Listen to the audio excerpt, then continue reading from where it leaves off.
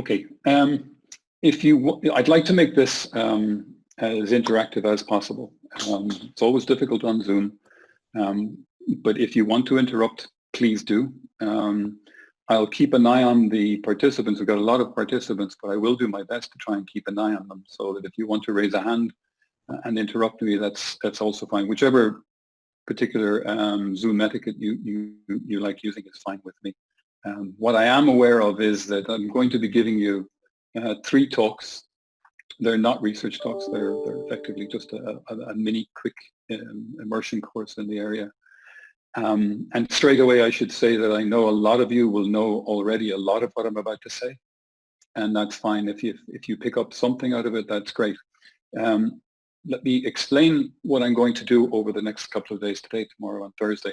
So today is setting foundations, and as everyone knows, setting foundations can be a pretty boring business, but you can't construct anything worthwhile if you don't spend the time getting the concepts in place and getting the foundations in place. So that's unfortunately this afternoon. We're going to have to sit tight and wait for what's going to come tomorrow, which is when we really get started on example cognitive architectures, and I'll start introducing you to particular examples, and it'll start, what I say today will start to make a lot more sense. And I'll speak then about the common model of cognition, mainly because this is part of the iCog initiative, which is potentially to build a cognitive architecture for the iCog, drawing on whatever resources are available.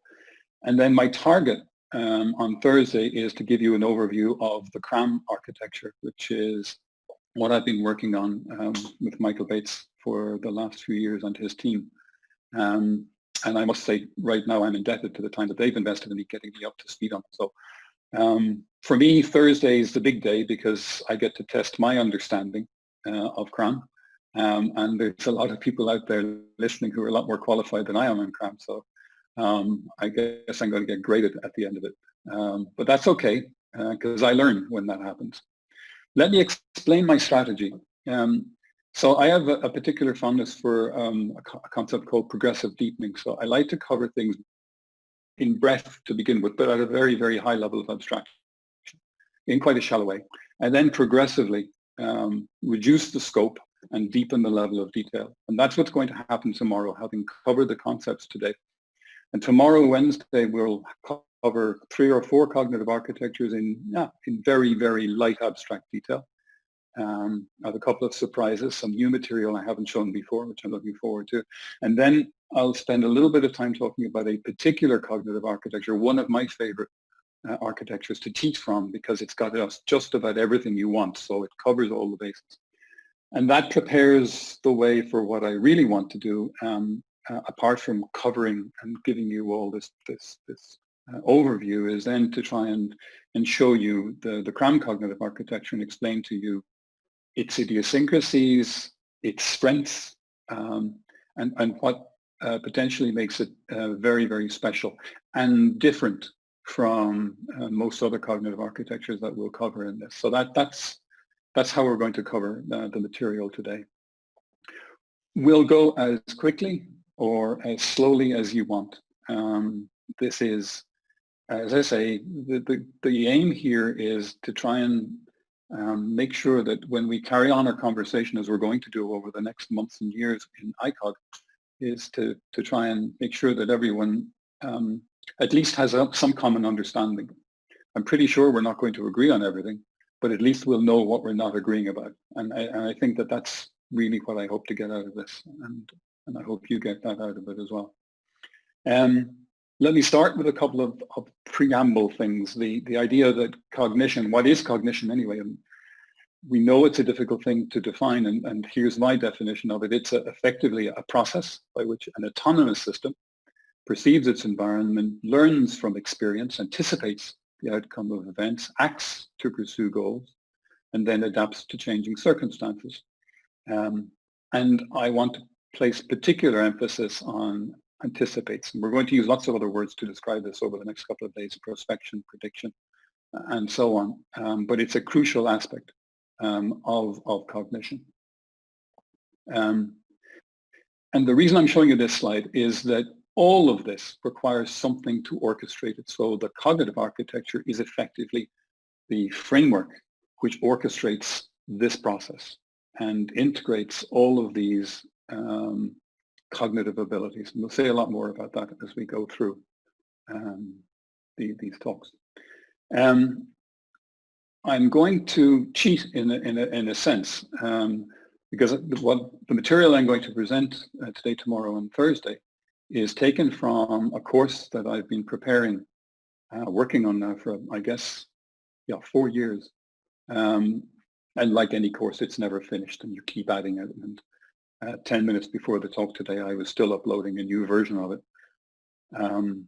And the point that is that what we're going to hear today, tomorrow, and on Thursday is effectively Module 6, Lecture 1 and 2. So all the notes are there, everything I'm going to cover today.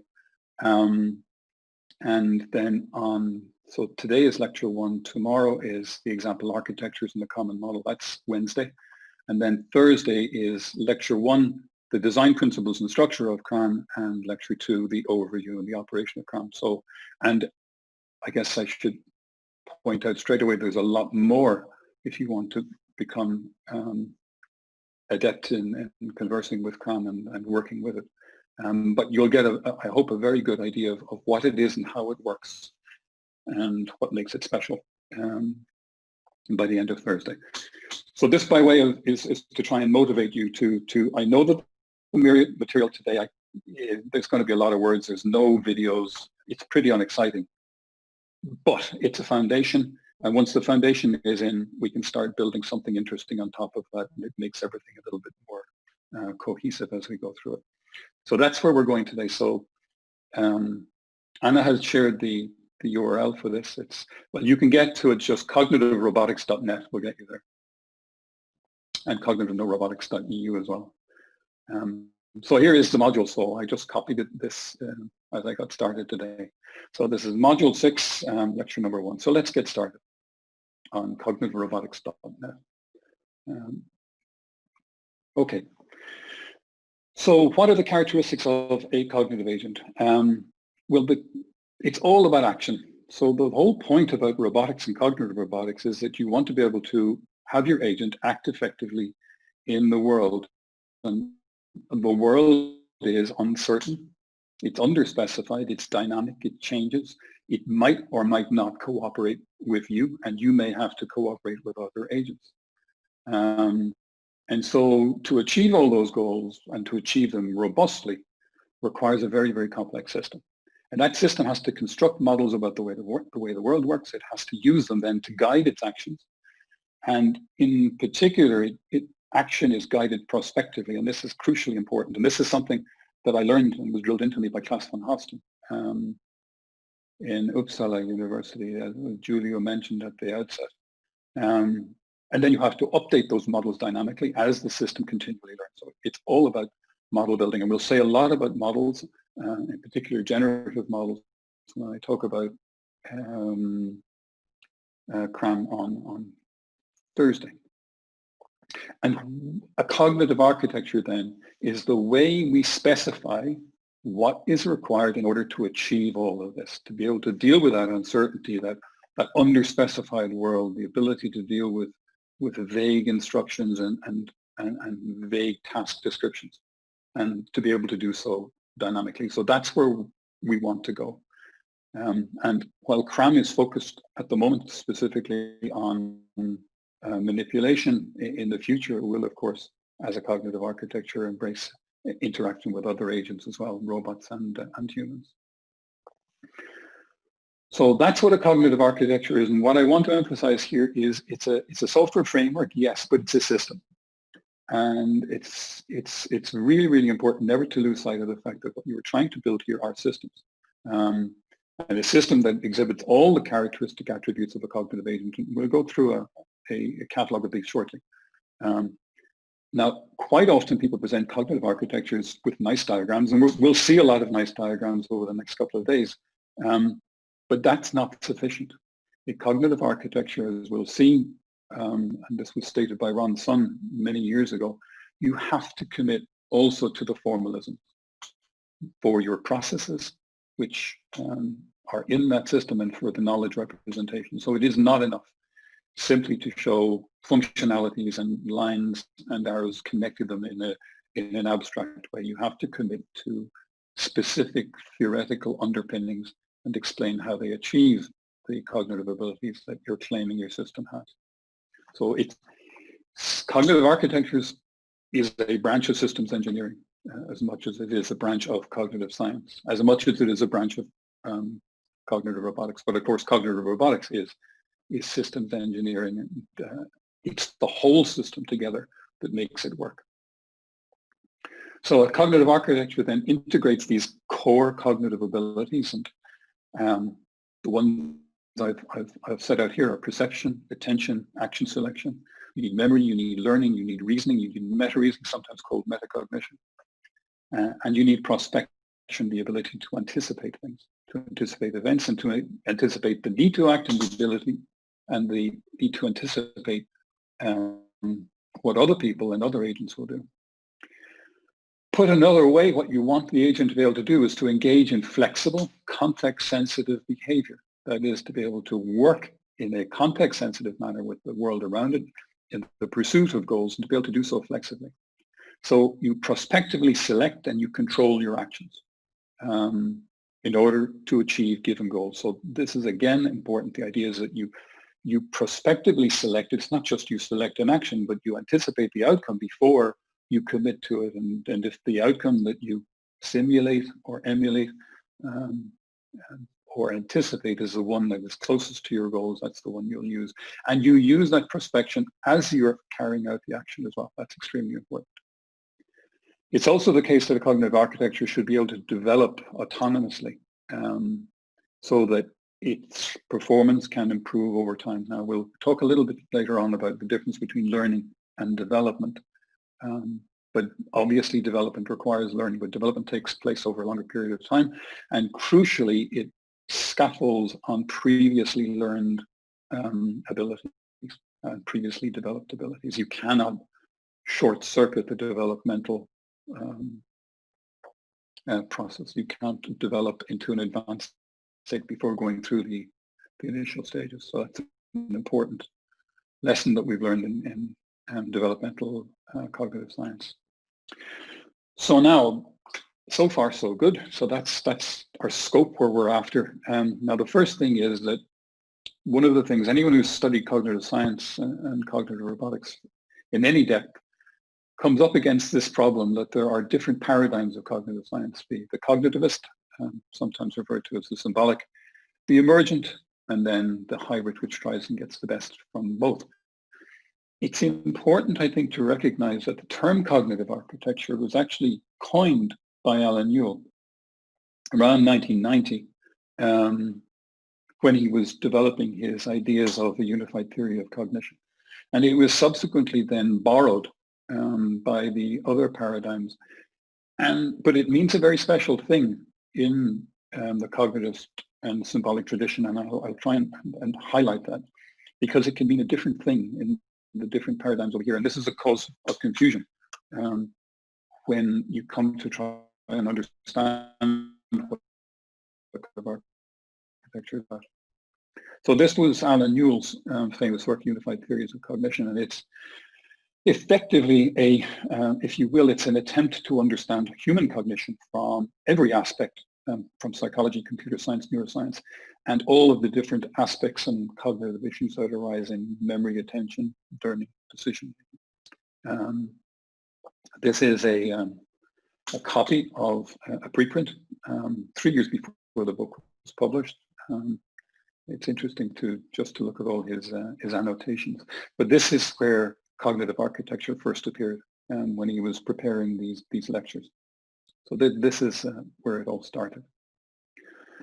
So in the cognitivist tradition, in the world of Herb Simon and Alan Newell and others, John Anderson, a cognitive architecture then is effectively a scientific hypothesis about those aspects of human cognition.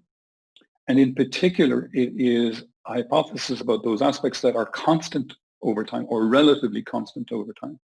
They can change, but it effectively is what's referred to as the fixed point or fixed part of cognition. It's also relatively independent of the task. And that means that it's a generic architecture, so it can be repurposed and reused. Effectively, it achieves that versatility that we associate with cognition, and which we don't necessarily associate with, for example, deep learning in certain instances. So versatility is one of the characteristics, kind of a meta characteristic of cognitive architecture. So it's a generic computational model. It's not domain specific. It's not task specific.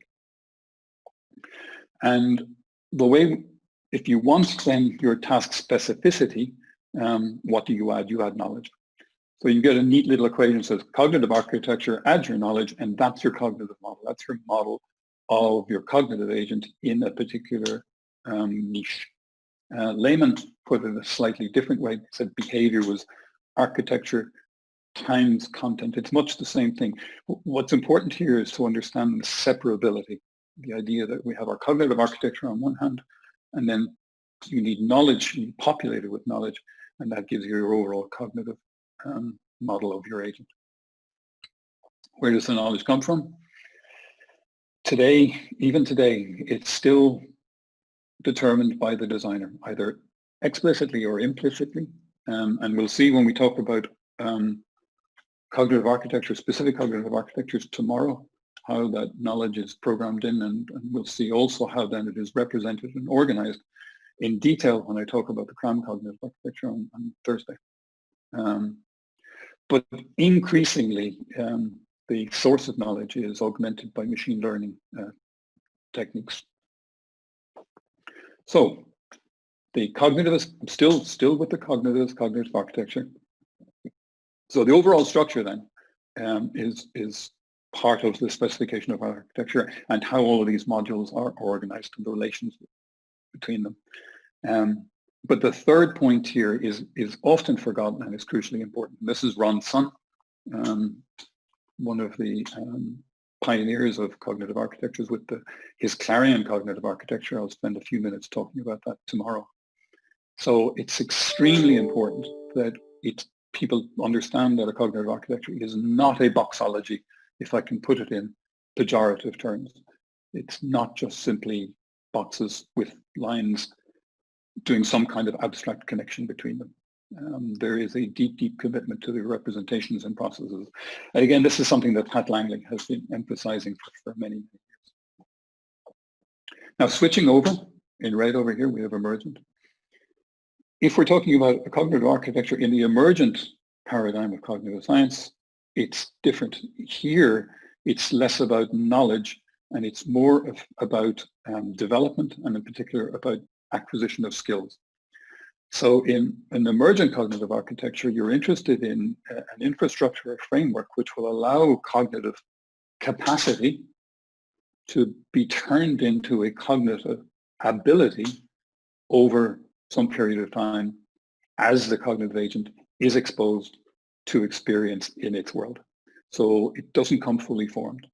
Whereas typically in a cognitivist or symbolic cognitive architecture, you put in the right knowledge and enough of it, it's fully formed and away it goes. That's not true in an emergent cognitive architecture. So this concept of development is crucially important. And of course, there are two viewpoints on development, and they are not antagonistic at all. They are complementary. The Piaget and Jean Piaget's approach, the idea that development is the result of the little professor, the agent exploring the world, building models based on their sensory motor contingencies, based on making the way they make sense of the world. And then we have Lev Vygotsky, who asserted the importance of the social interaction. And of course they're complementary and they're not antagonistic, and both matter. And if you are building an emergent cognitive architecture, you really have to pay attention to both. Now, in the emergent paradigm then, the cognitive architecture is what we would call the system's phylogenetic configuration, or its phylogeny. Effectively, it is the framework, the basis for subsequent development. So the basis for ontogenesis. And that means that you get some innate skills. It's not a tabula rasa. It's not that there's nothing there. In the sense that, for example, in the symbolic cognitive architecture, without the knowledge, it's nothing. You do get innate skills and you get core knowledge. This is something that Spelke has been passionate about making a case for in developmental psychology. So what you're looking for when you want to build and design an emergent cognitive architecture is you need a structure in which to embed mechanisms for perception, action, all of these things, and the development of those over time as the system is exposed to experience. And there's a very strong focus on the preservation of autonomy and on anticipatory adaptive skill construction. So there's I was about to say a subtle shift here. It's not subtle at all. There's a shift in emphasis from knowledge to skill. In a sense, it's a shift from knowledge to know-how. So the idea that it's about building skills, your ability to interact skillfully and adaptively with the world. And the morphology of the physical body, if interaction is important, is going to be a crucial determinator. So the morphology of your physical body is an important aspect of your cognitive architecture. Not many emergent cognitive architectures pay serious attention to that because it's difficult. But nonetheless, it's not something that you can shy away from. So the concept of embodied cognition is an important mainstream aspect of cognitive science today, but it's a difficult one to model for many, many, many different reasons. And it's particularly difficult to model in cognitive robotics because we don't have bodies which can adapt morphologically over a period of time.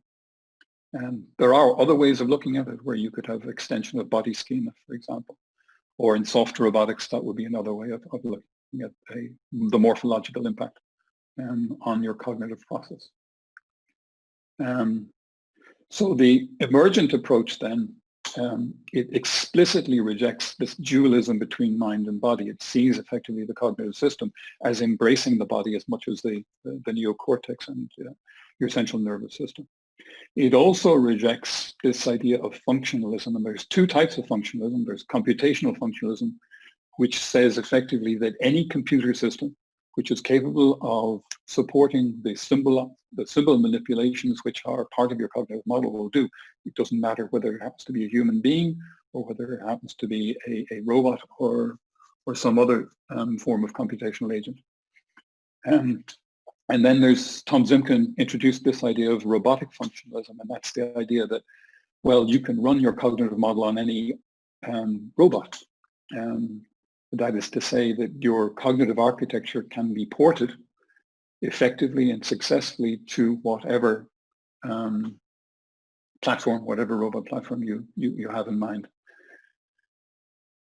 That's actually a particular strength of the CRAM cognitive architecture, in that the same plans that we'll talk about on these generalized action plans we'll talk about on Thursday, they can be run on multiple platforms, whether it's a PR2 or whether it's a universal robots robot or other ones. And so therefore, CRAM in a sense subscribes to robot functionalism. So it isn't embracing the embodied cognition paradigm. And that's just a choice that you make, and you choose what you're trying to address when what you're trying to model in cognition. And of course, it's curious. When I was putting together my sample of cognitive architectures for tomorrow, I had intended having one from each, and in the book that Julia showed me, the primer, which is a little book really just to save grad students time in reading up on a broad, very, very broad spectrum of material. But I smiled when I had finished all my choices because every single one ended up being hybrid. So the trend today is for cognitive architectures to be hybrid. Now, I'm not going to say it, well, I want to say this, I don't have a slide, but I want to emphasize that it's hybrid with a little h. That is to say, it's hybrid in the sense that it embodies symbolic processing and sub-symbolic or connectionist processing. It isn't hybrid with a capital H in the sense that it is in somehow reconciling embodied cognition with functionalism in symbolic systems. You can't. You cannot reconcile them. They are completely antagonistic philosophies of science. And so they are hybrid in the weaker sense, not in the strong sense. But that's the way that most people understand hybrid today. I'm just flagging the idea that to be a true hybrid system, you would have somehow have to be able to say, yes, I can embrace computational and robot functionalism, but I also have a model of embodied cognition in my system. And that's a very, very difficult one to reconcile. There are other difficulties as well in recognizing the hybridization of the two in a strong sense. So as I go through it, all of the cognitive architectures we'll talk about, whether it's Clarion, whether it's SOAR, by the way, started out very much over here, and I'm going to demonstrate that tomorrow in I hope in a way that will really be memorable, because I will describe it as it was developed in the 80s and 90s, and then I've got a clip of John Laird describing it as it is today, and it is very, very much a hybrid system. So all of them, the ones that I'll cover over the next couple of days, are hybrid. Okay, so that's what a cognitive architecture is. Let me just pause here just a moment. Are there any questions? Does anyone want to pitch in, interrupt, or anything? Oh, okay, you can. You can unmute yourselves if you want to ask any questions. Yeah.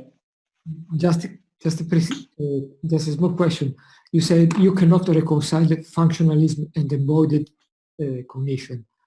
That is, I did not understand if these include also robotic functionalism. Can you reconcile robot functionalism? Can you reconcile robot functionalism with embodied cognition? I don't think so. The right person to answer that question is Tom Zimke.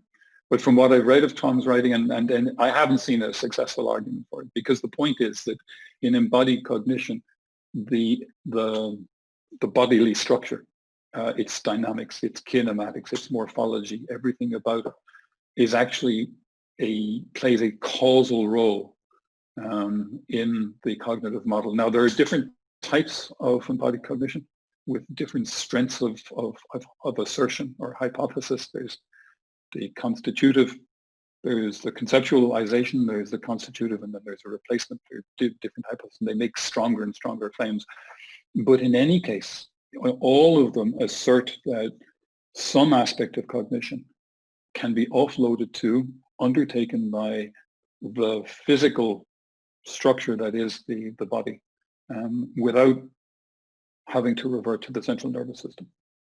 And if that's part of your cognitive model, it's not at all clear to me, that was Carlo, I think, how you can have that model applicable to, unless you've got a separate one for each of the platforms in which you're interested. But if it's going to be completely agnostic, I don't think it works.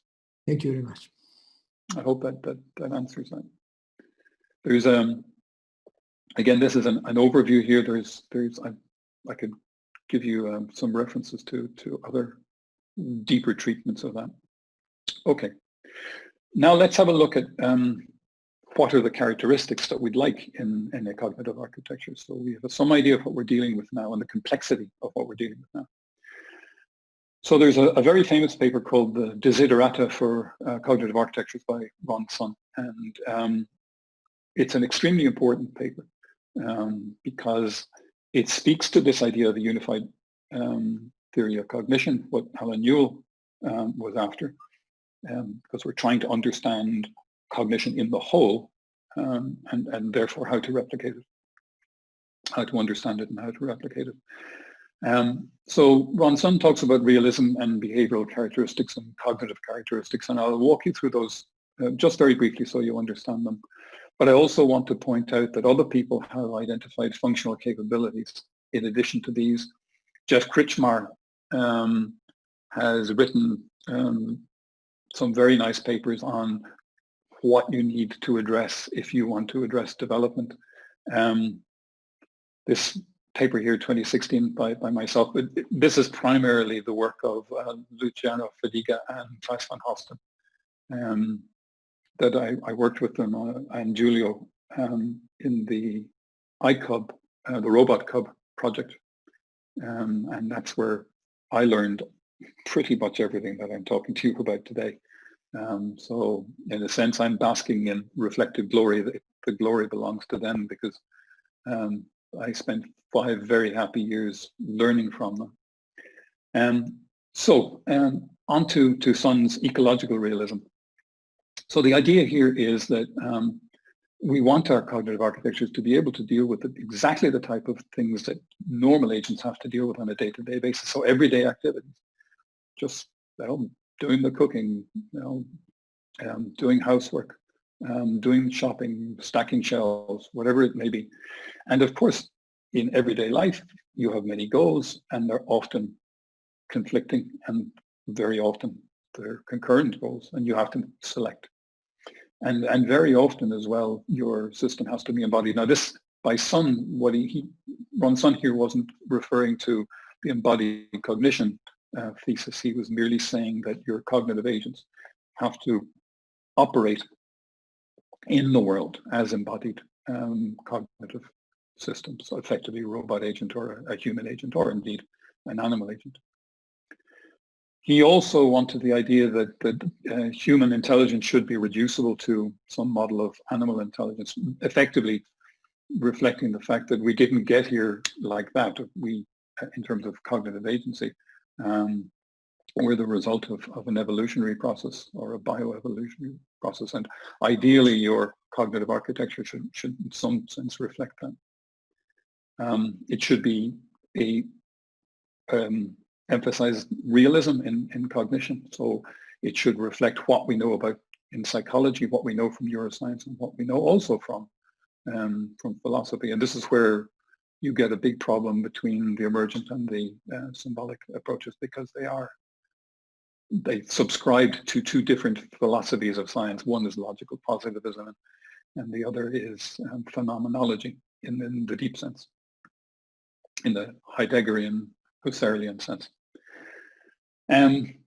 Like all good models in science, you would like your cognitive architecture to draw on older models, subsume them, and supersede them, but explicitly say why they are better. Now, this is actually not such a subtle point. It's not so easy to replace existing paradigms because when you put forward an alternative, it will sometimes break some of the things that the previous one was capable of working with.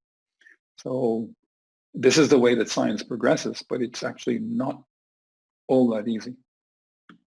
And then the behavioral characteristics, these are the things that of course we're all familiar with in cognitive science. You want to be able to act and react. You want to be able to build conceptual schemas, effectively models of the world.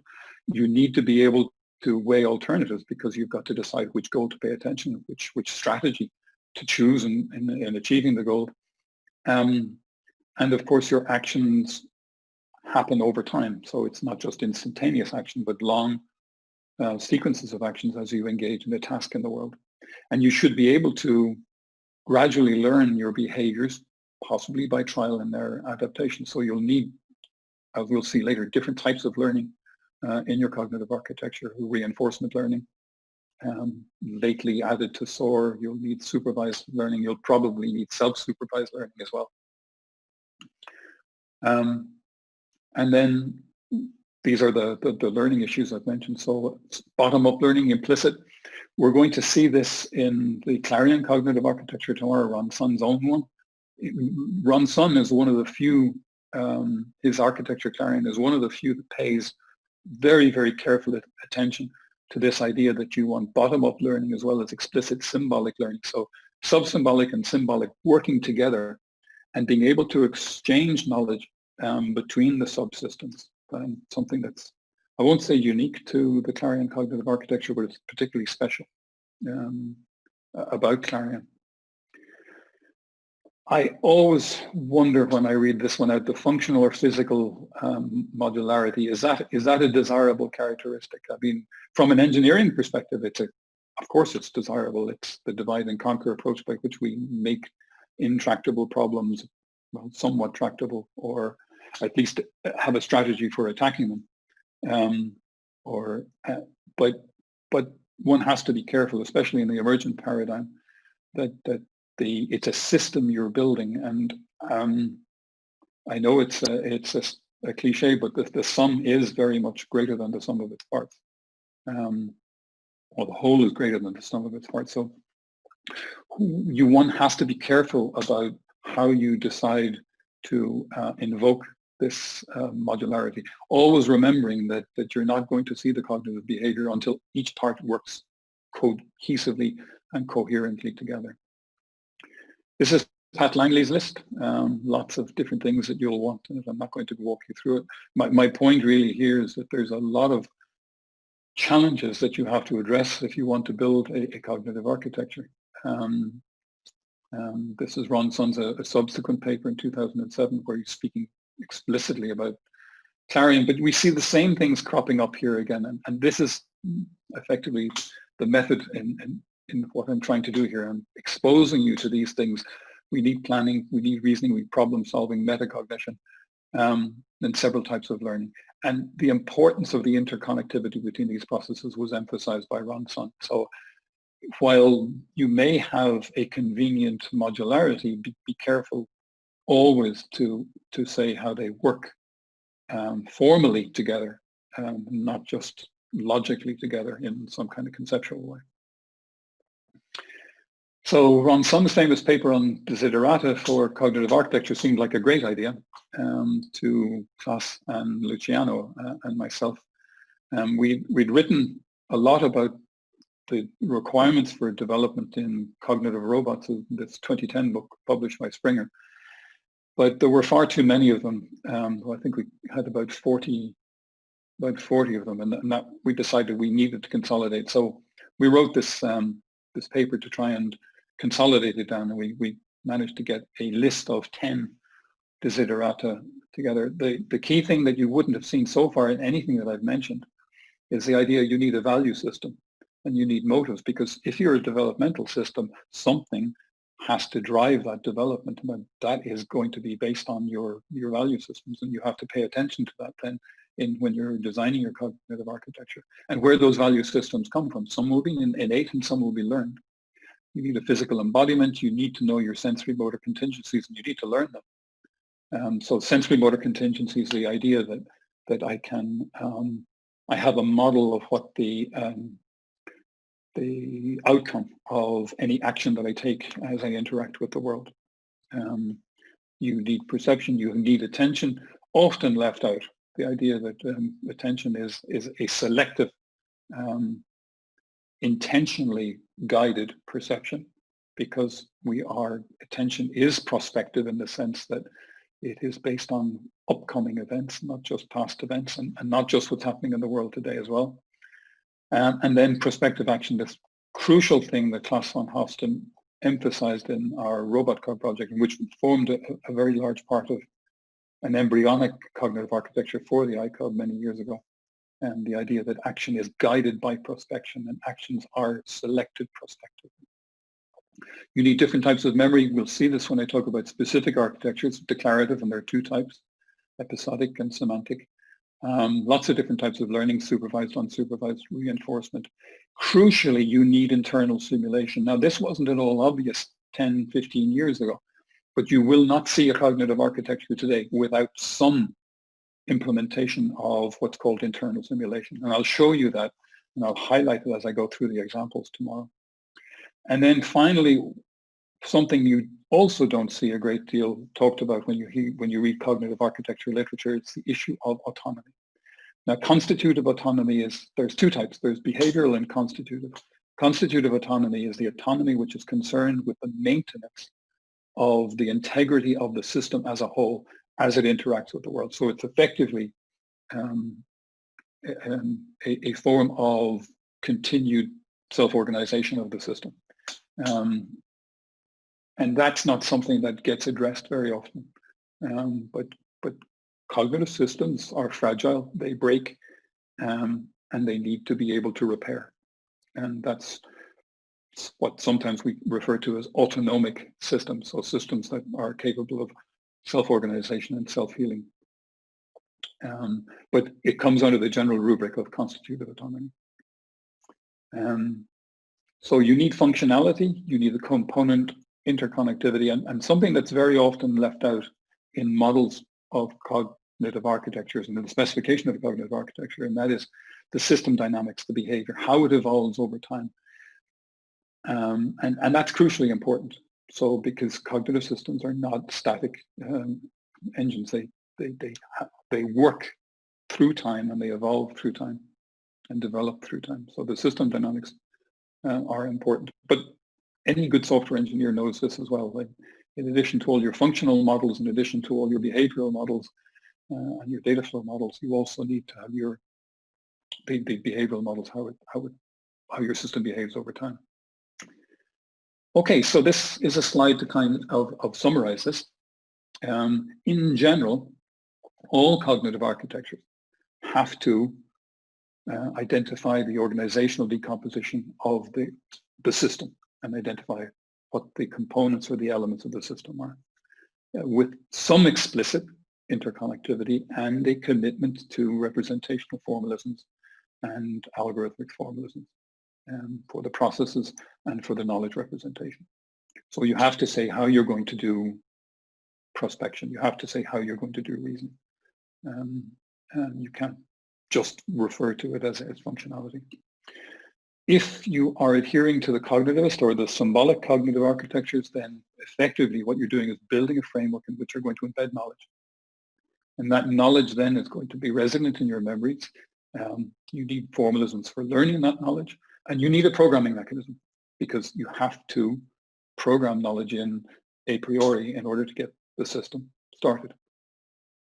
It's different if you're over here on the emergent side of the spectrum where you're interested in development.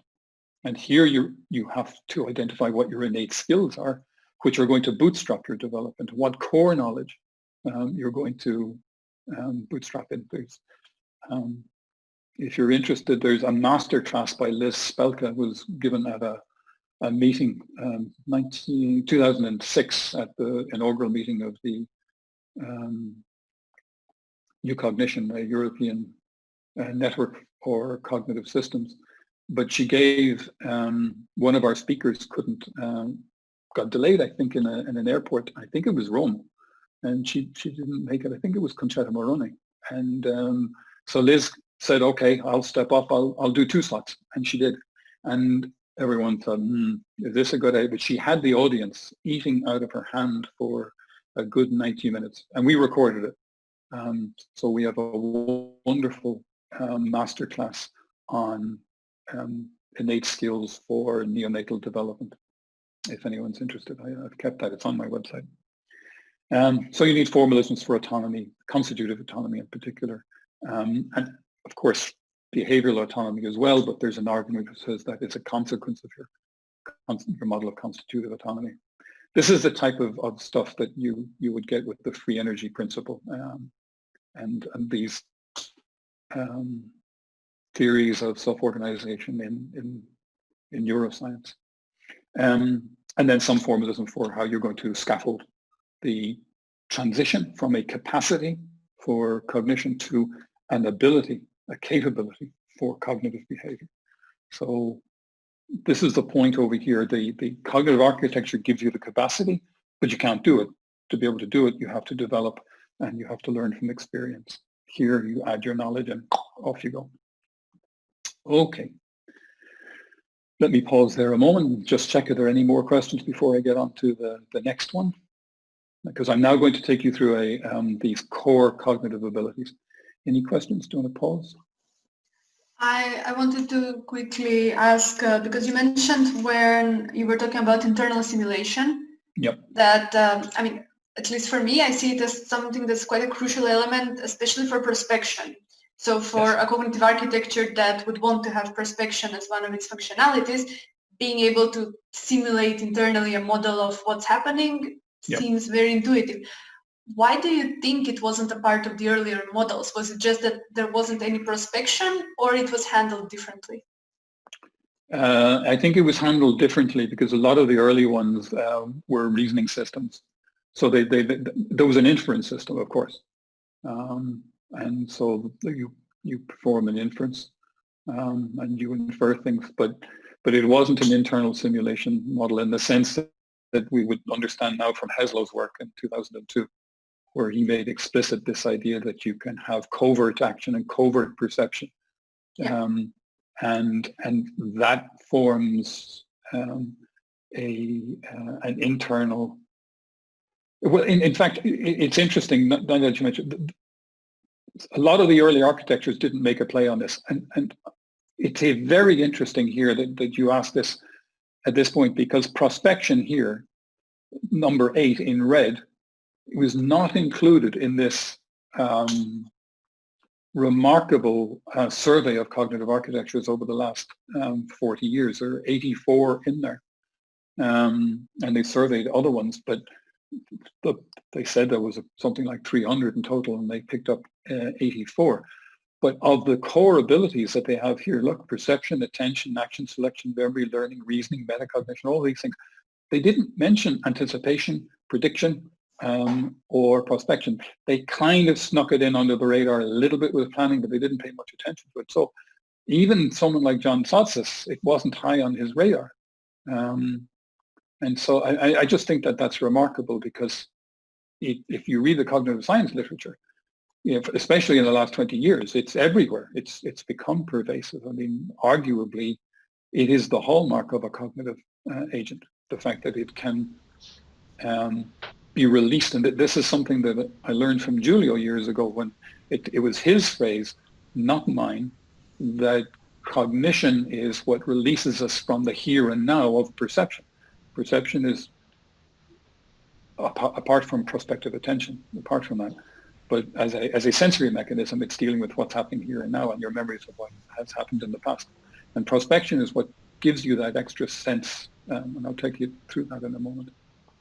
So it's a fairly, I don't know, it seems to me to be a fairly recent in the last 20, 25 years realization that this is crucial. But what I was going to say was that it is implemented in 2 different ways, typically. One approach to prospection is the one that we just talked about, is the Heslow approach, and also the one that Murray Shanahan advocated, the idea that it's the entire system is doing the internal simulation. It's not a separate module. All it's not doing is committing the motor commands that it's selected for execution.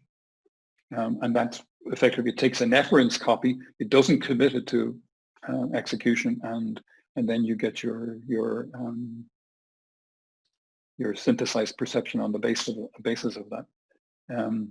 But the point I'm making here is, it's not like there's a separate subsystem within it which is doing the internal simulation. It's the whole system acting out in faster than real time, because it doesn't have to worry about activating muscles, and it doesn't have to worry about the very, very, very slow timing of your sensory system. So it frees it from that, and it runs freely, like daydreaming, internally. But other people don't do that, and we'll see a lot of people do their internal simulation, their prospection, with specific modules which are separate. Cron does it that way, Isaac does it that way, a few others do as well. So I'm just here pointing out that there's a different ways that you can choose to address the implementation of internal simulation within your system, either as inhibiting your motor commands, or and ignoring your perceptual system, or having a separate module. Sorry, Anna, that was a long answer to a short question. Have I answered it? Yes, absolutely. No worries. Okay. It was a very good answer. Okay, super. All right, so let's carry on. So yes, so Yulia Kopsaruba and John Tsotsas published online in 2018, in print now in 2020, this really remarkable survey of cognitive architectures. And these are the 7 core abilities that they picked out. And I'm adding this one in because I think that they should have included it. And I'll make an argument for that later on as well. So I want to walk through these now and just explain what I mean by them. Even if they're self-evident, it can't hurt. So the idea in perception, obviously, is that you've got multiple different sensory modalities, vision, audition, and both your tactile and your kinesthetic haptic sensing. And so it transforms raw input into some internal representation. Attention then, and it's no surprise that attention received a lot of attention from John Thothus, given that he's been one of the main contributors to computational models of attention over the many, many years. And so he points out that it's often does not receive the attention, pardon the pun, that it should receive, and he's quite right, because it isn't purely about information reduction. There's a lot more to attention than this. So it's seen as being a filtering out of the relevant behavior, or I prefer to view it as a way of selecting in what you should be paying attention to. And attention we often think as being external attention or exogenous, that is, we're paying attention to the outside world based on our perceptual apparatus, but attention also works internally. It's effectively the mechanism by which you select from your long-term memory the issues that are important in the current context. So intention is both inward-facing and outward-facing.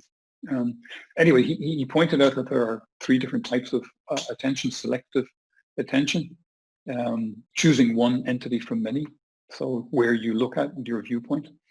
There are restrictive mechanisms which choose some items from many, so effectively it's priming us what to look for or where to look for something.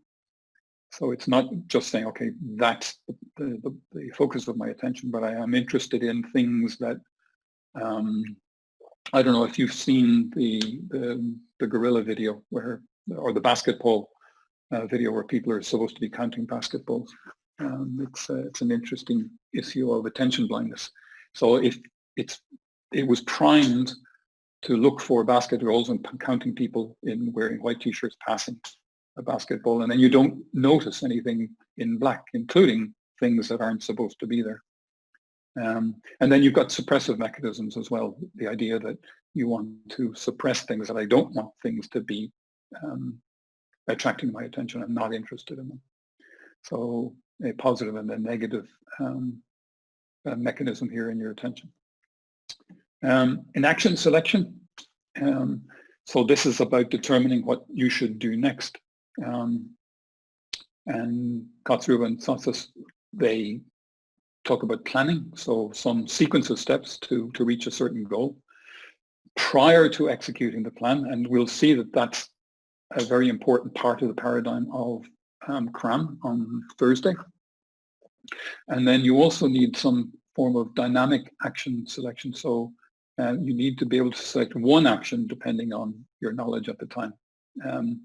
So because you typically only launch one action, so there's going to be multiple competing goals, multiple competing actions that you could commit to, but you need to just decide which one, and that'll typically be a sort of a winner-take-all.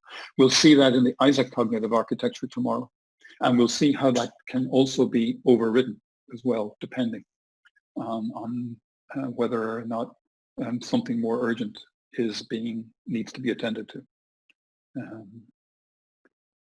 Talk about different types of memory. They identify 6 types of memory, which I smiled when I got to the last one because I couldn't understand it. So we have the normal division into short-term and long-term. And long-term is the usual one, which is we divide it up in between procedural memory and declarative memory. There are 2 types of declarative memory.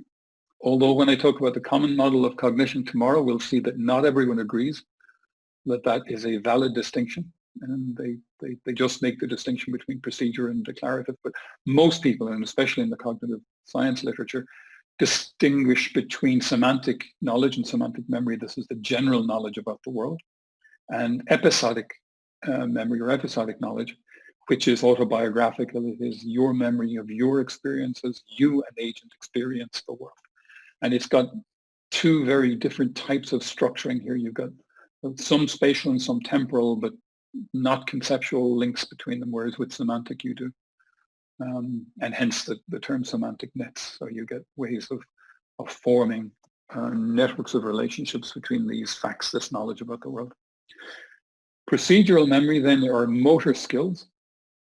I was interested to see that they defined it as motor skills here in procedural memory in their survey, because there's a curious anomaly in the cognitive robotics and cognitive science literature in that people talk about procedural memory in two different ways. If you're listening to John Laird talk about procedural memory in SOAR, he's talking about the memory that's used to store the rules which govern the behavior of the system. That's not motor skills. That's a different function. And it's essential, it's crucial, and it's what makes SOAR and what we call production systems work. But they view procedural memory as effectively the memory, the knowledge, which defines how the system works, as opposed to procedural memory of your motor skills. So just be aware of this slight dichotomy in the way people refer to procedural memory. You'll see this tomorrow when I walk you through the various cognitive architectures, and you'll see the difference between procedural memory in ISAC, for example, and procedural memory in SOAR and some other architectures. We've got short-term memory then, and this turns out to be extremely important for the effective operation of a cognitive system. That we've got sensory memory, which is effectively a buffer. We'll see that in ACT-R, cognitive architecture, that you've got buffers for your sensory data and sensory information, and these are your recent percepts. And then we've got working memory, which is the word I was going to say, or the phrase was a kind of a scratch pad, but it is, but it's more than memory. There are also processes associated with working memory. I can say more about this if we have time. But working memory is effectively the way, the nexus where the knowledge from your long-term memory and from your short-term sensory memory come together in order to address a specific task in a context-sensitive way, and ideally in a flexible way as well, if that's necessary. Okay, and then we have the sixth one down here. So there's no surprises here, but the global memory took me by surprise. And so they say it's for architectures that don't draw this distinction between type and duration, so that this was their catch-all memory type where they couldn't classify it. For learning, so learning is what? Learning is the ability to improve the performance of what you can do over time. Acquiring either knowledge or acquiring or improving your skills. So we've got declarative learning knowledge, and non-declarative learning. And this is all associated with your perceptual learning, learning to see, learning to feel, your procedural learning, and your associative learning as well as non-associative. And of course, different types, supervised, unsupervised reinforcement, and now ever more popular self-supervised. That's Jan LeCun's. He's been pushing that over the last few years, and there's with good reason. It's a very effective way of looking at, especially for the deep learning paradigm. So it self-supervised effectively. You're trying to learn what you know, but by pretending you don't know it and saying, can you predict it? That's probably doing a big disservice to it, but that's how I understand it. You need to be able to reason, that is to systematically process knowledge and infer conclusions. The three classical forms are deduction, induction, and abduction. Abduction, the ability to explain or identify how things have happened, often associated with counterfactual reasoning. This turns out to be important if you want to identify alternative ways of doing things.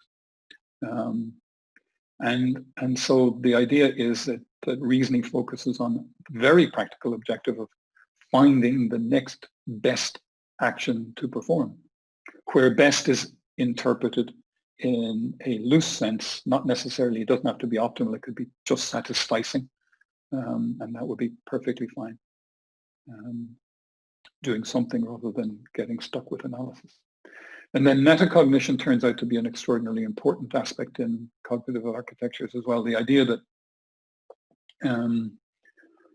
we've got the ability to reason about our reasoning processes. So metacognition is a kind of a catch-all phrase which says anything which is about monitoring the state of your cognitive system. It would be extremely important, for example, in autonomy preservation. It's also important because it helps you develop and improve your skill at learning, and it improves and allows you to reason in a different way and improve your reasoning ability, so to adapt them. Metacognition is, so that will be the inward-looking view of metacognition, but metacognition is crucially important for social cognition as well. Because if you want to form a theory of mind, and just in case there's any misunderstanding, a theory of mind is not a theory of cognition. A theory of mind is a hypothesis about what an agent has, their psychological disposition of an agent with which you're interacting. You know, what are they looking at? What are they paying attention? What is their goals? What are they trying to do? What are their intentions? That's what theory of mind is. So also known as perspective taking. So they're taking a perspective. When you take a perspective on another agent, because you do not have direct access to an other agent's state, you have to make an inference about that state, and that inference is called theory of mind or perspective taking. So the ability to infer the states of other agents. So that's crucially important to be able to do that in social interaction, and metacognition is the capability or the ability that handles that. And then finally, we have prospection, which curiously wasn't highlighted in Kotzeruba and Sotzis' survey. So this ability to anticipate the future, and it is for me one of the hallmarks of cognition. I think there's an argument, it actually lies at the core of all of the other abilities as well. You can find prospection pretty much everything over here if you want to. And it is absolutely central to action, because as Klaas van Hasten said and has been saying for decades, actions are goal directed, and goals are in the future, and goals are associated with the intentions of an agent, which are future directed, and they're guided by prospective information. And there's lots and lots of evidence from the psychology and developmental cognitive science literature to support that, people like Flanagan and many, many others. So you cannot get away from prospection in cognition. It's just there. And internal simulation then is another term that we use that's the means by which we achieve prospection, if you will. So we'll talk a lot about internal simulation in cognitive architectures. Just so as you know, there are lots of different, there's a few interesting forums. There's this journal has now been subsumed into cognitive systems research.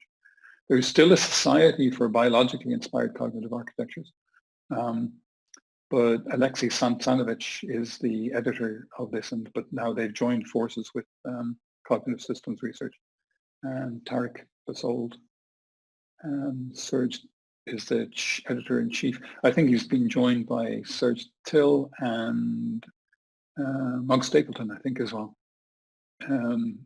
So they took over from Peter Erdy, who was the editor-in-chief for a long time. Good journal, published quite a lot of interesting, broadly based papers.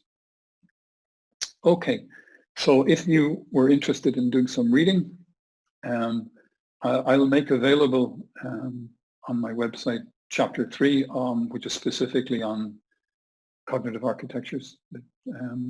I have to respect the copyright laws. I can't make the whole thing available, but I can certainly make a chapter available. There is a new article specifically on cognitive architectures that's appearing in this new book, which Angelo Cangelosi and Minoru Sada are editing. And it's a terrific book, and not because of my chapter, but because of everyone else's chapters. But it's a great book. It's a wonderful bringing together of what we know about cognitive robotics today. And anyway, so I have a preprint available, and I'll show you where this is available from the cognitiverobotics.net. There's a reading list. I'll walk you through that. And there are hyperlinks I put on today, so you can get that. And then Antonio and Nahul Bhatt and Alessandro and myself wrote well, I think Antonio did most of the work in writing this. I think it's a nice overview of cognitive architectures in AGI, or general artificial intelligence, but it's applicable in any case. It's a very nice 4-page summary. Is it 4 pages? 3 pages. And it's a nice way of getting into it if you just have a short amount of time. So this is all what I tell people: read this first, and then maybe read that, and then maybe read that. And if you're really interested, yeah, go and read the Katsuruba and Tsatsis, which I think is around 80 pages long, 70 or 80 pages. So you can do your reading progressively and deepen it as well. I like this. It's an editorial for its special issue on cognitive architectures. And the whole issue, of course, is worth reading. But that would be a way of getting yourself bootstrapped into the area of cognitive architectures reasonably painlessly. I had lots and lots of references as I went through it today, so here they are. So these are in the notes on cognitiverobotics.net. As I said, this is module number 6, lecture number 1, and you can get that there, uploaded it just before the talk. So all the various papers. I have them all, obviously, so if anyone wants them, send me an email and I can share one of my copies with you. That actually brings me to the end of my whistle-stop tour through the broad coverage at an abstract level in preparation, laying the foundation for the interesting material. I promise you it's interesting. Today was investment. Tomorrow we reap the rewards. And especially on Thursday, we'll really reap the rewards big time. But questions, discussions, issues? Thank you. Thanks, David. Can I? Yeah. I mean, just. I mean, of course, it was. I mean, thanks a lot. It was a very, very nice overview. Very nice. As you said. I mean, very nice foundations of cognitive architecture. I have. I mean, a curiosity which strikes me. Because I mean, I've seen already. You mentioned at some other time also that in this Katsuruba and Tsotsos book, there is no reference to prospection. Which really it is somehow surprising. Given the level of the articles, which is very complete, very detailed. So. I wonder if it is somehow hidden in this, in the action selection ability they refer, where there was planning involved, and maybe also in reasoning. So, in terms of being able to anticipate what to do, in terms of using some reasoning process. So I wonder if it is just. If we can say that it is not missing, but it is misplaced or not enough enhanced, as in self-test. Yeah, is it camouflaged? Yeah. Well, I've gone back to the paper many times saying I must be missing something here, and I've just launched it. Let me just do a search. No, the first time you get prospect is in Rasmussen's Elias Smith in one of the references, so prospection as a term. Let's try another one, anticipation. Doesn't come up. Oops, sorry, misspelled, so it wouldn't. No, that's in a reference as well. anticipatory robotics. Do they try to address it as prediction? So let's try prediction. So they mention prediction planning, acting, but if you go through it, there's very little in there, right? And it's, but I mean, it's certainly not one of their subsections. Yeah. I mean, they've got these subsections that they picked out. So you're right. And in taxonomies of cognitive architectures, they talk about various capabilities, and I'll just recite them here. Recognition, decision-making, perception, prediction, planning, acting, communicating, learning, goal-setting, adaptability, generality, autonomy, problem-solving. But they then don't pick it out as being one of the enablers of the others, and actually as a mode of operation. I mean, what is, in your view, the main difference between, you know, prospection and planning? Because this was a keyword in terms of, you know, for robotics somehow. In the robotics field, you know, people were talking about planning and then reactive actions and so on and so forth. Well, okay, so that's a really, really interesting and difficult question to answer. And the literature is confusing because there's about 5 words which are all used to do with this forward-looking cognition, sometimes called prospective cognition, and prediction, planning. They're all different. There's a really nice paper which does by Spunner and where is it? Presentations. Just give you a quick overview if you're interested. But there are different aspects. They're all forward-looking. They're all future-directed, but they have specific goals, or not goals, they have specific agendas in for what they're attempting to do. So planning is effectively identifying the sequence of steps that you will enact in order to bring about or reach a goal. It is the way they are implemented, maybe, more than goal. No, it's more than that. Can I share a screen? Yeah, sure.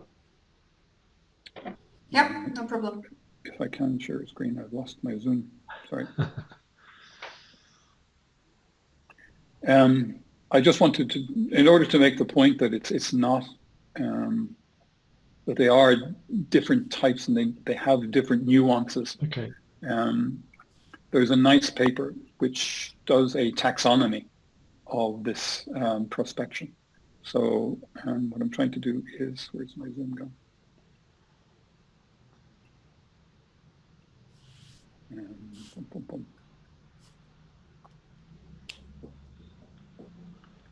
Too many windows open.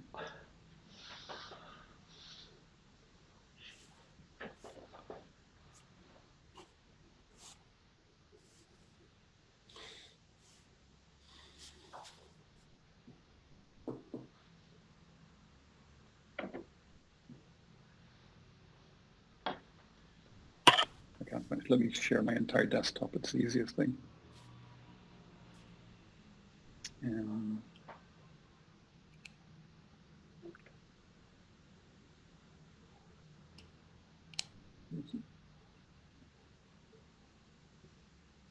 Okay, so just a whistle.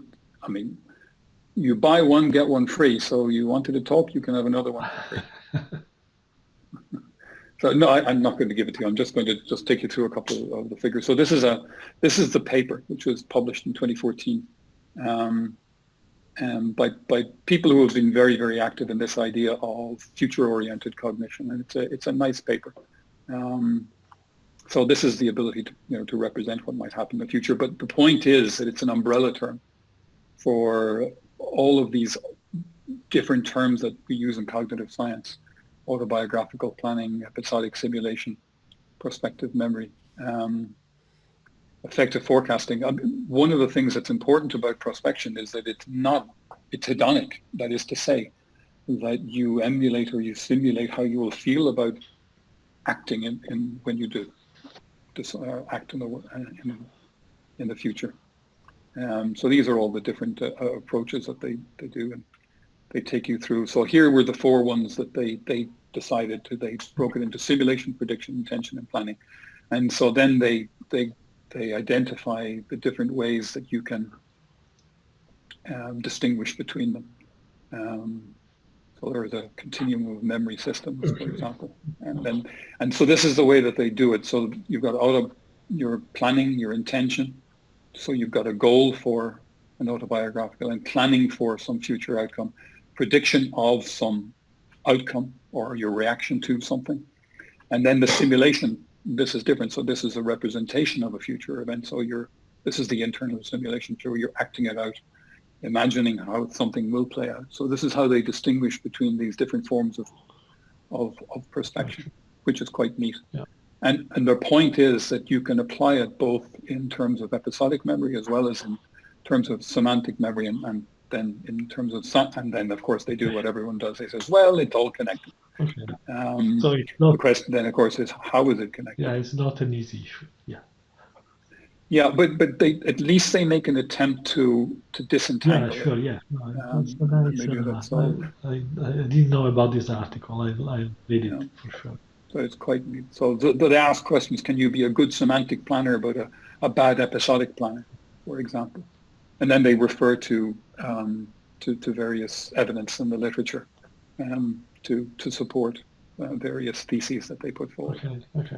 And then they have a running thing with Monica, who's a person who is, our boss rings her up and says, do you want to play tennis? And then she has to think, well, simulation, prediction, intention, and planning, all the different things. So the 4 different activities she would engage in, if depending on whether she was simulating, predicting, intending, or planning. Okay. And then they give examples of that. So that's a talk for another day. Nice. Thanks. Thank you, David.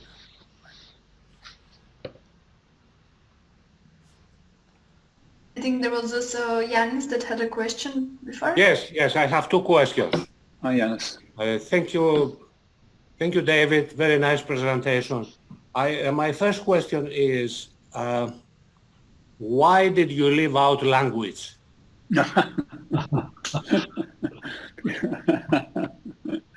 Yeah, there's a wonderful phrase in English called the golden omission. I once asked a friend of mine, or an acquaintance, why they had left out my favorite poet in their anthology of Irish poets, and he laughed at me and he said, we don't know. He's not there, and he should be. Yanis is making a wonderful point, and I left it out because I know not a lot about it, and I left it out of my book as well, and I have a disclaimer saying I was not going to rush in where angels fear to tread in trying to do an issue, but it is crucially important, and I'll speak to why it's important in a moment. It's not mentioned at all in this cognitive architecture because it's not mentioned in many cognitive architectures. It's just omitted. It's just not there. It is there implicitly if you consider semantic knowledge and semantic memory, because semantic knowledge and semantic memory is defined as the knowledge that requires a language for communication. And so therefore, by implicitly, if you're referring to semantic knowledge, you're assuming there's a linguistic underpinning to it. That's where the term semantic comes from in semantic knowledge, so it's there. But it's not featured in any of the cognitive architectures that I know as a mechanism for driving the... I think that's a crucial omission, and it's wrong because we know, for example, that this thing called inner speech is incredibly important, and there's an argument, or there's a recent article, 2014 or 2015, and it's again from the cognitive science literature, and it's by, I think it was by Schachter and Addis, it's one of them, and they introduced the idea that semantic knowledge, i.e. language, is you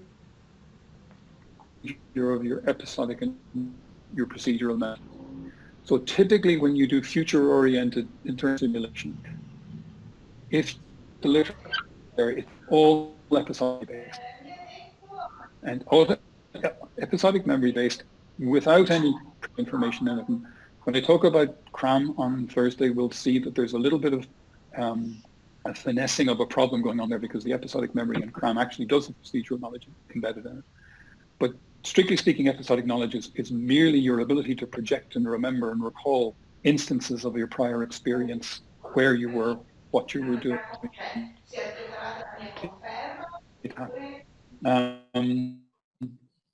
Procedural knowledge and episodic knowledge are modulated by semantic information, aka language.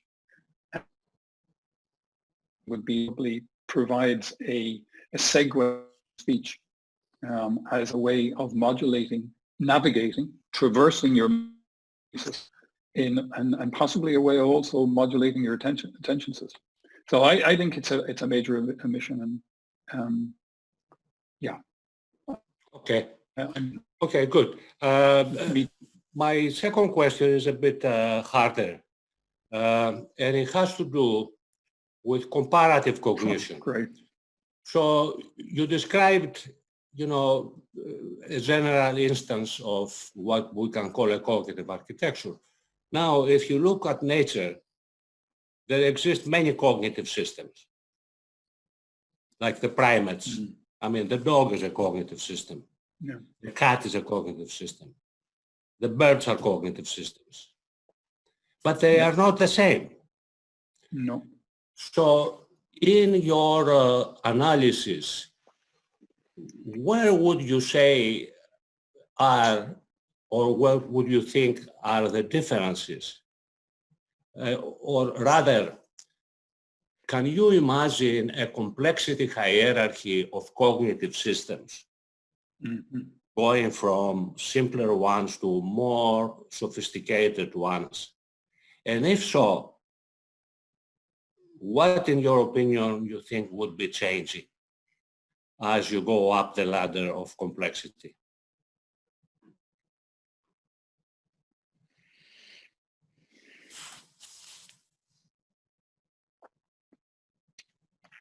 So let me just first of all say that what you, just to contextualize what you just said, this is what Ron Son was talking about when he talked about bioevolutionary realism, that he wanted people to be able to say that there was prior evolutionary steps in the achievement of human cognition.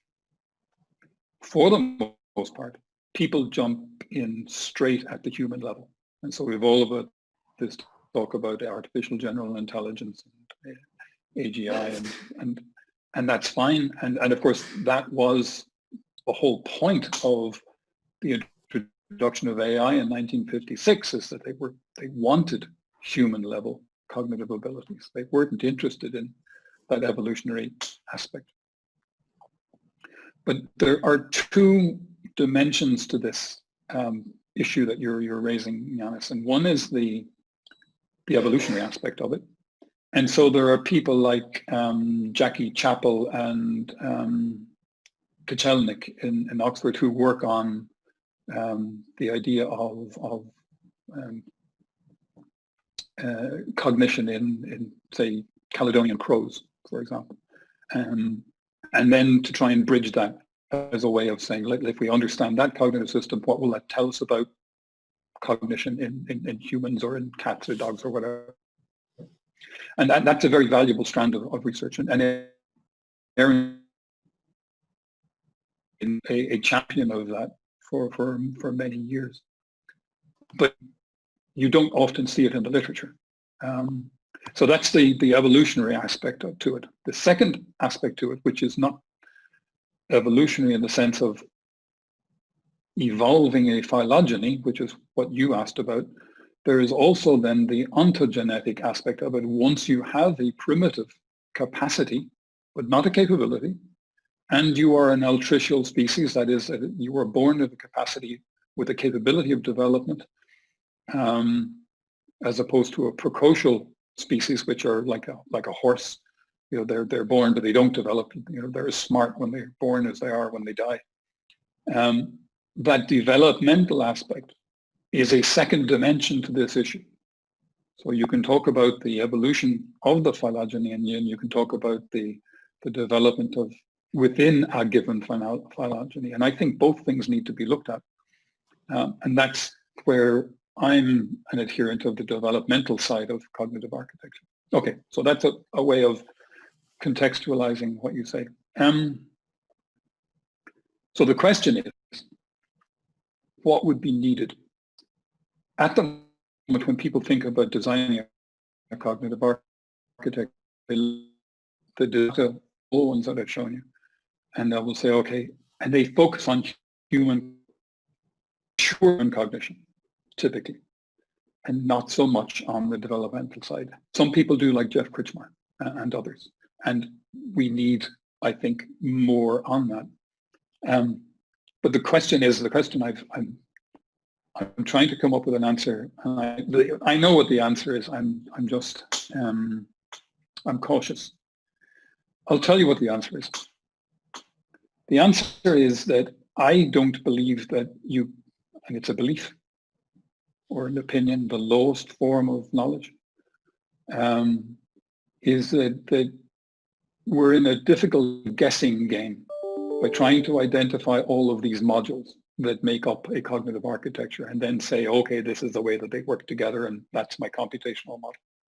And it's a guess, but guesses are good. That's how we form hypotheses. That's exactly how we're taught to play the, Bacon's science. It was Feynman's wonderful lecture on, if you've never seen it, you have to do it. Feynman does a wonderful lecture on how you come up with laws of science. First you guess, and then you compare it with empirical evidence, and if it's wrong, if it doesn't agree, it's wrong, and it doesn't matter how smart you are, you got to throw it out. But the problem is that the space of possibilities is very large. So it seems to me that if you want to look at this evolutionary or developmental side, you need to be looking somewhere else, other than the structural. And my guess is, and it is, that you would need to be looking at what underpins cognition, which is autonomy, and the maintenance of autonomy. And constitutive autonomy is all concerned with self-organization, and the idea that there are processes, general principles, by which you get self-maintenance systems, which are capable of being robust to perturbations in the outside world, and of course the ability to model how the outside world behaves is one of the best ways of being prepared for the nasty things that are out to get you. And so I think that there needs to be more work brought into the field from the domain of complex systems, because that's exactly what they study. So if you look at people like Jürgen Jost in Leipzig, for example, I mean, his work, I think, is the underpinning work, which we would probably explain the processes that we observe as outsiders in a cognitive process. And I don't see a lot of that work, and it's difficult. But other people do it as well. Like Friston's free energy principle is all about this. Anil Seth's work on inactive introspection, predictive coding. All of these things are organizational principles which underpin the processes which we would call cognitive, right? From an observer's point of view. From a constitutive autonomy person, they would call them no more than self-organizational promises, which allow the system to become autonomous and maintain that autonomy in the face of pernicious, a precarious world out there perturbing it. And a consequence of that is all of the things that I've talked about today, which is the internal simulation, the model building, the generative models, all of these things that do. And because what you're doing, and again, if you think about what Daniel Wolpert talks about, I mean, his point is that we've got brains because we need to act, we need to move. And so that's what they're there for, but they're not acting because you want to daydream, you're acting because you want to do something. You want to feed yourself, you want to mate, or you want to escape predators.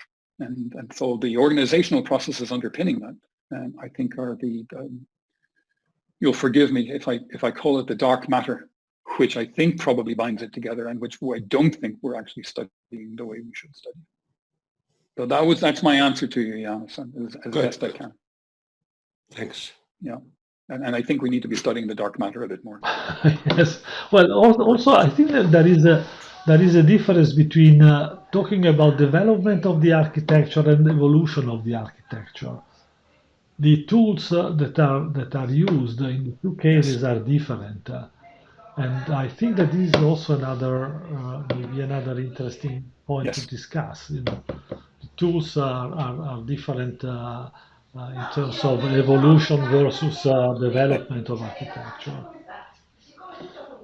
Yeah, but Giulio, you've always been very.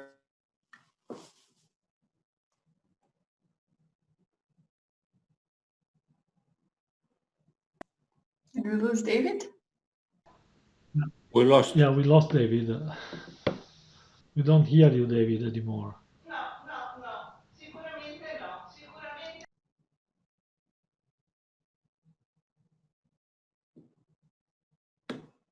Oh, he came back. Okay, he's back. David, we lost you for a moment. Oh, okay. Sorry, I don't know. But I mean, it was. So yeah, well, I was joking. So, I mean, we didn't like your answer.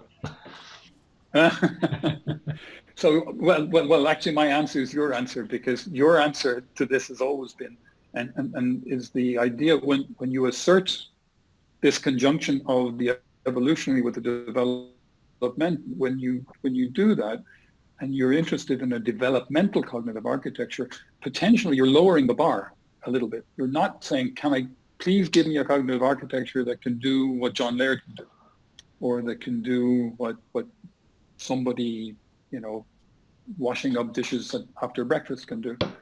But give me a cognitive architecture of what a 1-year-old can do, or a 3-month-old, and subject that to experience and allow that capacity then to develop through scaffolding. Yeah. And if you do that, maybe you can focus on the things that are crucial for development, and that might be a subset of the things that are crucial for operation as a mature adult. That's just a suspicion. But I think it's one way of trying to square the circle. Okay. I have a final question. Your questions are of increasing difficulties, you know? That's okay. I can always say I don't know. Okay, so, you know, a cognitive architecture would be extremely useful if I can take it and I can put it in any robot, because then it will be, you know, life-changing. Mm-hmm. However, we know that the cognitive system contains sensory motor representations. That is, as the system is moving about and performs actions, it develops a binding between the perception and the action, and so on and so forth. Now, my question is it possible to divorce the cognitive architecture from the motor system and introduce a motor compiler so that when I take that architecture and I put it in a particular robot, then I'm using a motor compiler in order to connect the movements of that particular robot with a perceptual experience? So my question is just that. Can you envision a cognitive architecture that anybody can use in his robot by putting it in and then perhaps going through some bootstrapping phase? Or do you think it would be essential that we develop it for a specific robot? Okay. You should be putting a spoiler alert warning on questions like this for lecture 3 and Graham. Yeah, so, well, the answer to that is the classic, it depends. It depends on where you stand on the spectrum of embodied cognition. If you stand over on the, let's say, call it the left-hand side where Tom Zimke and others would stand.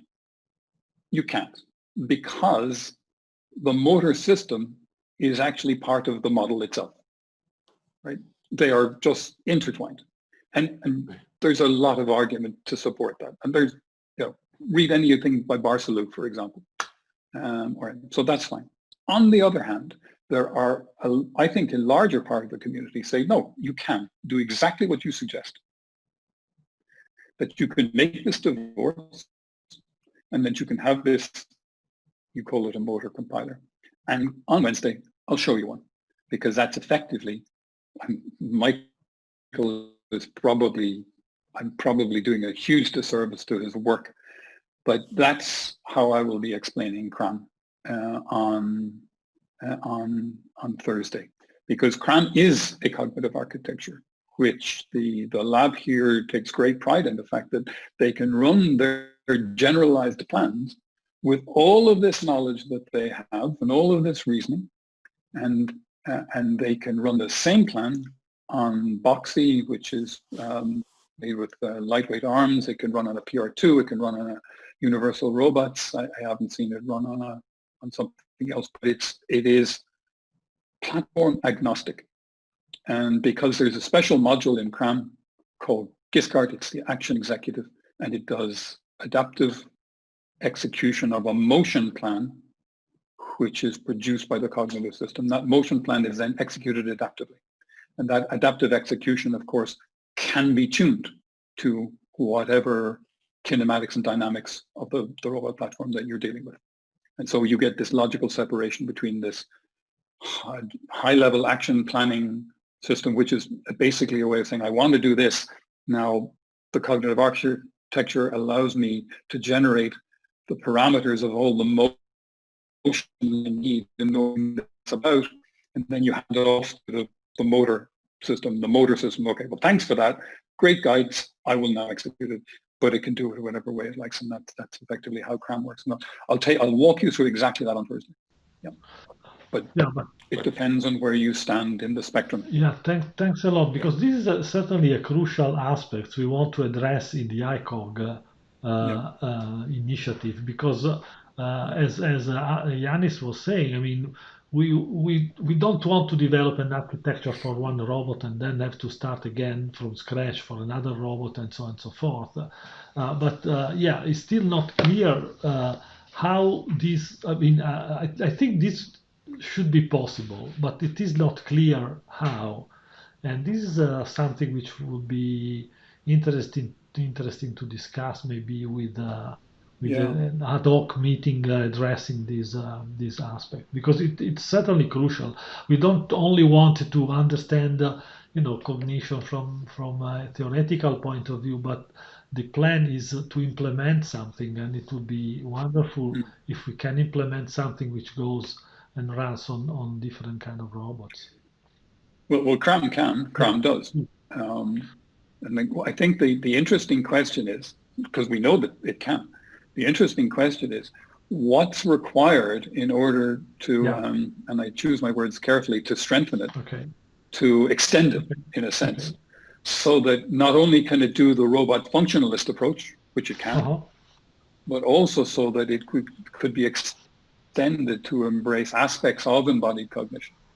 And that would require the cognitive, the plan executive, I'll explain these terms on Thursday, and the metacognition system, it would need to have access to, at runtime, everything that's happening at the motor level, at the proprioceptive level. Right. And then in real time, to involve that in its ongoing planning. The good news is that those mechanisms exist in CRAM today. It's just that they're not, as I understand it, not being exercised on that basis at the real-time level. But that's for future work. But there's nothing in principle to say that it couldn't be. And as I walk you through the architecture on Thursday, you'll see how that can be extended in that way. I hope that helps a little bit. I mean, the dream is to be able to square that circle of having robot functionalism, which could be extended through a calibration phase, perhaps, which would then allow it to be this larger version of embodied cognition, and all that brings with it, that we know from the cognitive science literature, and that's what we would very much like. Good. By the way, I was reading an article by Barsalu, and he says that it's not good to use the expression embodied cognition, because it's not just the body, it's also perception, it's also the internal states. So he is more in favor of the term grounded cognition. He does this, yeah, but yeah, if you read his literature, I understand that, and I actually had to, when I was talking about embodied cognition, I finished off in that little primer.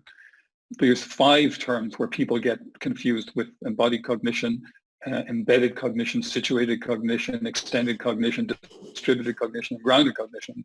And people mix them up as if they are all the same thing, and they're not. They mean separate, they mean different things, or rather, to put it more formally, they have different entailments. And grounded cognition, from Barsalu's perspective, actually means modal representations more than anything. And that's what he's speaking to. He's saying your representational systems are modal.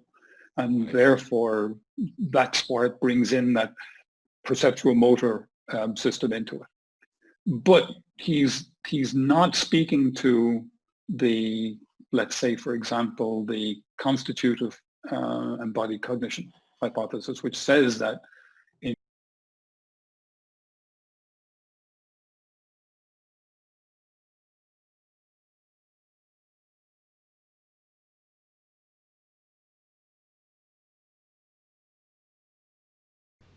Okay, well, thanks to everyone for bearing with me.